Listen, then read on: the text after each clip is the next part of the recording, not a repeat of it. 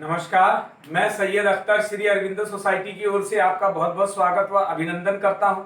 हम आज शिक्षा में शून्य निवेश नवाचार कार्यक्रम ZIIEI द्वारा संकलित एक रोचक व अभिनव नवाचार के बारे में आपको बताएंगे। हम इनोवेटिव पाठशाला के अंतर्गत बेसिक शिक्षा परिषद उत्तर प्रदेश के कक्षा 2 की हिंदी भाषा की पुस्तक कलरव के पाठ 9 नाव चली के एक नवाचार स्व अध्ययन की गतिविधि शब्द सागर का इस वीडियो में क्रियान्वयन करेंगे। हम आशा करते हैं कि आप इस वीडियो को देखने के उपरांत इस नवाचार तकनीक को अपने विद्यालय व कक्षा में अवश्य लागू करेंगे। इस पाठ को ZIIEI के कई नवाचार गतिविधियों से पढ़ाया जा सकता है, परंतु आज हम इसे शब्द सागर से समझेंगे। तो आइए पहले पाठ का सार समझते हैं। प्रस्तुत पाठ नाव चली एक ऐसा पाठ है जिसमें विभिन्न जीव जंतुओं के संवाद के माध्यम से नाव बनाकर झील पार करने की योजना जानवरों द्वारा बनाई जाती है। इस नवाचार की नवीनता के अंतर्गत छात्र अपने सहपाठियों के साथ मिलकर पाठ का पुनः अध्ययन करते हुए इस गतिविधि का आनंद लेते हैं और शब्दावली बढ़ाते हैं तथा अभिव्यक्ति की कला और लेखन शैली का भी विकास करते हैं। इस नवाचार की क्रियान्वयन प्रक्रिया को यदि देखा जाए तो इस नवाचार की क्रियान्वयन प्रक्रिया सरल है। इसमें पढ़ाए जा रहे पाठ के पुनः अध्ययन के लिए शब्दावली पर आधारित नए शब्दों व वर्णों की ध्वनियों के द्वारा पाठ को दोहराया जाता है। इस नवाचार की क्रियान्वयन अवधि 20 मिनट निर्धारित की गई है। साथ ही पूर्व प्रबंधन में शिक्षक एक रंगीन चार्ट पेपर, स्केच पेन व एक छोटे बॉक्स की व्यवस्था करते हैं। साथ ही शिक्षकों के लिए कुछ निर्देशों का पालन भी करना होता है, जैसे कि शिक्षक एक दिन पूर्व ही छात्रों को पाठ से संबंधित वर्णों व ध्वनियों तथा नए शब्दों के बारे में पर्ची पर लिख कर लाने के लिए कहते हैं। छात्र पर्ची के पीछे अपना नाम व कक्षा अवश्य लिखते हैं। शिक्षक सभी छात्रों की भागीदारी भी सुनिश्चित करते हैं तथा जिन छात्रों को शब्द व वाक्य बोलने में कठिनाई होती है उनकी सहायता भी करते हैं। इस प्रकार पुनः अध्ययन या इस नवाचार की क्रियान्वयन के अंतर्गत पाठ में आए नए शब्दों व वर्णों की ध्वनियों की पर्ची बनाकर पाठ का पुनः अध्ययन कराया जाता है। आइए अब समझते हैं कि इस नवाचार को किस प्रकार से लागू किया जाता है। शिक्षक इस बात का ध्यान रखेंगे कि पाठ पहले से पढ़ाया जा चुका हो और उसकी व्याख्या भी की गई हो।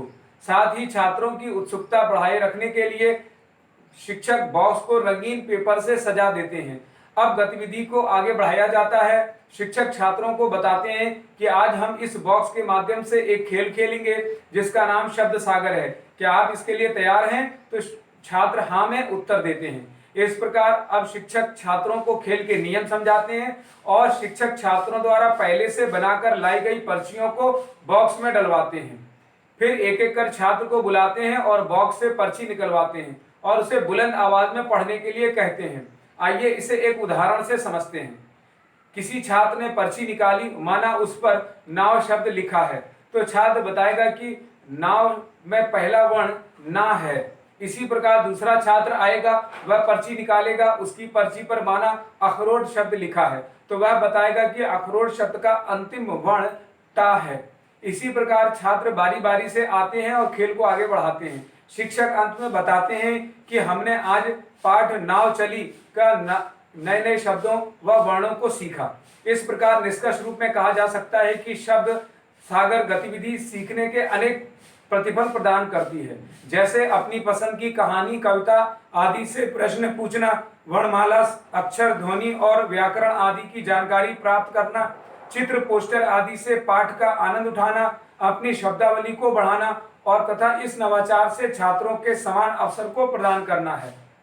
कही जा रही बात, कहानी, कविता आदि को कहने की समझ विकसित होती है। इस नवाचार में PRT अनुपात का तो ध्यान रखा ही गया है, साथ ही साथ NCF 2005 के उद्देश्यों का भी ध्यान रखा गया है। साथ ही पाठ नाव चली को शिक्षक एक निर्धारित माह में ही पढ़ाते हैं। इस प्रकार इस नवाचार से छात्रों में गहन सोच के साथ साथ आत्म जागरूकता, सृजनात्मकता व पारस्परिक संबंधों का विकास होता है।